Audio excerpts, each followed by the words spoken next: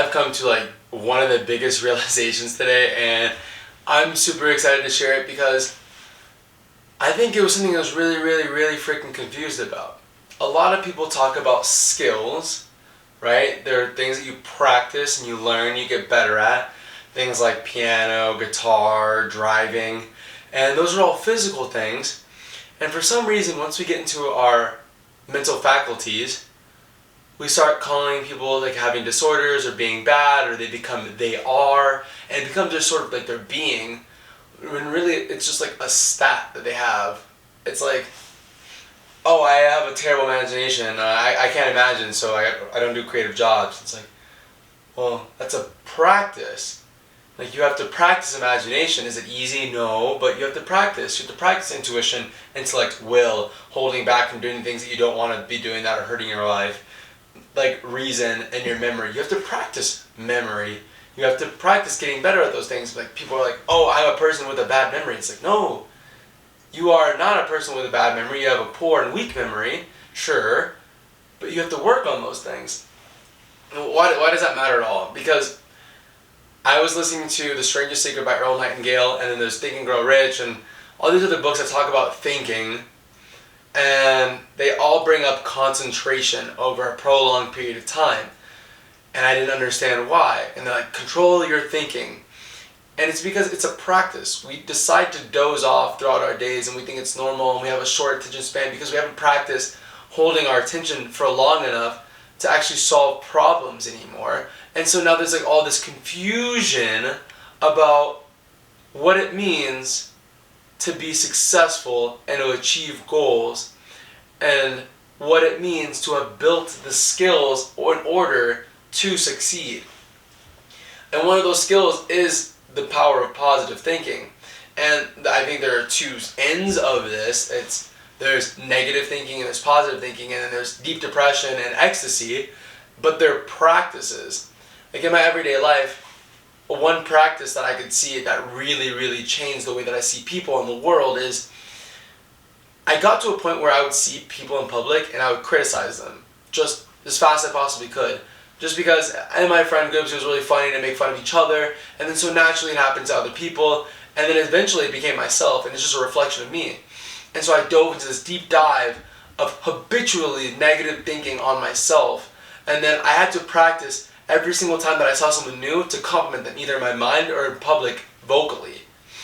And the spiral of upward positive thinking that I had, not only for myself, but for the people around me, was drastic. It changed my entire life from being a negative, sad, depressed, unbelievably filled with anguish person, anxiety, worry, fear, to feeling positive, joy, love, abundance, gratitude, care, very, very fast. But it's a practice, and it's very, very difficult. And you can catch yourself doing it to the people that are around you. You look at people, you look at strangers, what's the first thing you think? If it's not something positive, it's not just that thing that you're doing it also with yourself.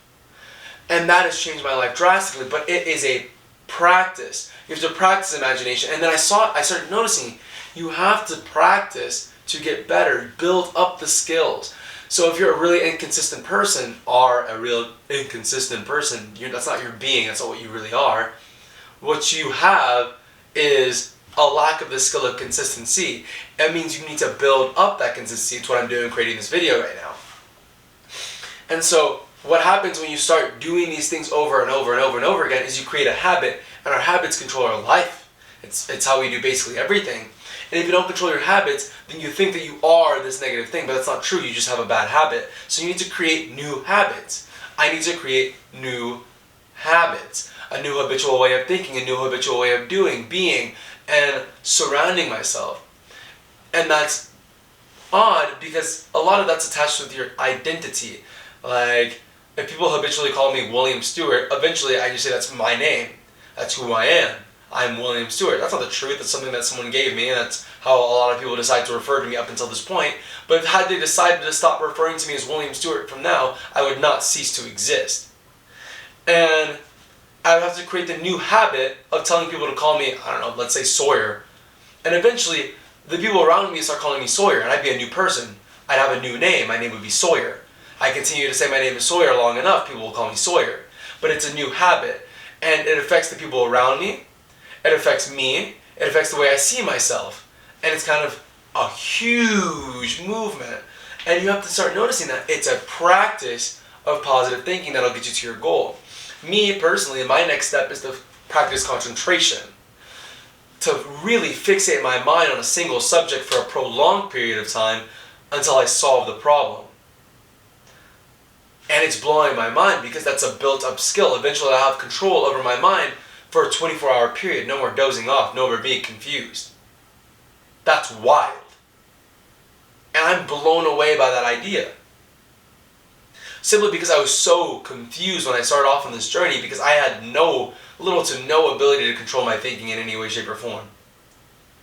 And now, I do it for prolonged periods of time, but I didn't realize that's what I was doing. I was able to actually sit down, control my thinking, and remove the negative thinking so that I could focus on my worthy and worthwhile goal. Look, I had a phenomenal time sharing this video, and at the core of it all, I want you to take a moment and think about the skills that are hurting you and the skills that are helping you, and replace the skills that are hurting you, drinking, eating bad foods, things like that. Don't worry, we're all victims of it. It happens. It is what it is. But realize that those things are affecting your thinking. If they're affecting your thinking, they're a habit. And if they're a habit, they're either moving you in one direction or the other, but there's no in between. Write out the things that are hurting you, and write out the things that are helping you, that make you feel good. Seriously, write it down on a piece of paper and move forward with the things that make you feel good and replace the negative ones with positive habits, and you'll see a huge change in your life. And I started doing it, and right now, this level of enthusiasm I have talking on camera, the ability to sit down and talk on camera like this, did not come from me walking on camera and never having had done it before. I had to do this for a prolonged period of time, 30 days, before I was even comfortable looking at the camera and speaking like this. It's a skill. It's just a built-up skill.